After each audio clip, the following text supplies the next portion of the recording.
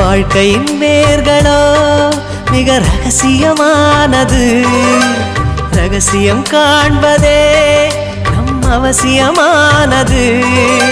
தேடல் உள்ள உயிர்களுக்கே தினமும் பசி இருக்கும். தேடல் என்பது உள்ளவரை வாழ்வில் ருசி இருக்கும். பாடல் போல தேடல் கூட ஒரு சுகமே. இசை பாடி வரும் இளம் காற்றுக்கு உருவமில்லை. காற்றலை இல்லை என்றால் ஒரு பாட்டொலி கேட்பதில்லை. ஒரு காலம் வருகையில் உள்ளம் கொள்ளை போகுதே.